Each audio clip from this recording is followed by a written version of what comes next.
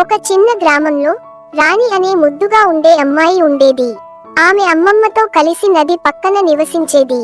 ప్రతి ఉదయం రాణి అమ్మమ్మతో తోటకు నీరు పోసి పక్షులకు ఆహారం పెట్టేది. ఒక రోజు రాణి నది పక్కన ఉన్న పాత మామిడి చెట్టును చూసింది. అది ఎండిపోయి నిర్జీవంగా కనిపించింది. రాణి, అయ్యో, ఈ చెట్టు చాలా దాహంగా ఉంది. నేను నీళ్లు పోస్తాను. ఆమె గిన్నెతో నీళ్లు తీసుకొని వేరు దగ్గర పోసింది. ఒక్కసారిగా చెట్టు బంగారు వెలుగుతో మెరవడం ప్రారంభించింది. ధన్యవాదాలు, నేను ఈ మామిడి చెట్టు ఆత్మను. నీవు నన్ను ప్రేమతో జలమిచ్చావు. నేను నీకు ఒక వరం ఇస్తాను. ఆ వెలుగులోంచి ఒక మెరుస్తున్న పాపగాయ బయటకొచ్చింది. హలో రాణి, నేను నీ కొత్త మిత్రుణ్ణి. ప్రతిరోజు ఒక కోరిక కోరవచ్చు, కానీ జాగ్రత్తగా కోరాలి. మరుసటి ఉదయం రాణి ఒక ఆకలితో ఉన్న బాబును చెట్టు దగ్గర ఏడుస్తూ చూసింది. నాకు 2 రోజులుగా తిండి లేదు. ఏమండి పాపగాయ, సహాయం చెయ్యవా? మాటల పాపగాయ, నీ కోరిక నా ఆజ్ఞ. పెద్ద బుట్ట నిండా పండ్లు, రొట్టెలు ప్రత్యక్షమయ్యాయి. ధన్యవాదాలు రాణి.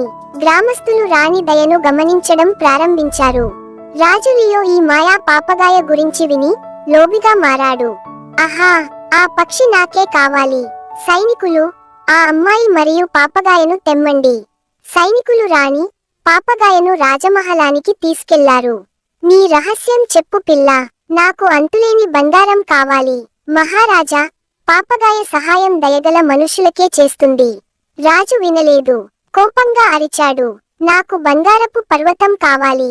మాటల పాపగాయ, నీ కోరిక నెరవేరింది. పూఫ్, బంగారం బదులు రాజమహల్ మొత్తం అరటిపండ్లతో నిండిపోయింది. అందరూ నవ్వేశారు. ఇప్పుడు నేను అర్థం చేసుకున్నాను. నేను లోబిగా ప్రవర్తించాను. క్షమించు రాణి. రాణి, పర్వాలేదు మహారాజా, మాయ దయలోనే ఉంటుంది, లోభంలో కాదు. ఆ రోజు నుండి రాజు దయగలవాడిగా మారాడు. గ్రామమంతా మామిడి చెట్లను నాటించాడు. మాటల పాపగాయ, పిల్లలారా, నిజమైన మాయ మన మనసులోని దయే. మధురమైన సంగీతం, సంతోషంగా ఉన్న గ్రామం, పుష్పించిన మామిడి చెట్లు. ఆ రోజు నుండి రాణి గ్రామం ప్రేమతో, నవ్వులతో, మామిడి పళ్ళ మాధుర్యంతో నిండిపోయింది. నీతి, దయగలవారికి ఎల్లప్పుడూ మాయతో కూడిన ఫలితమే వస్తుంది. ఇప్పుడు చెప్పండి, మీరు ఏది కావాలనుకుంటున్నారు?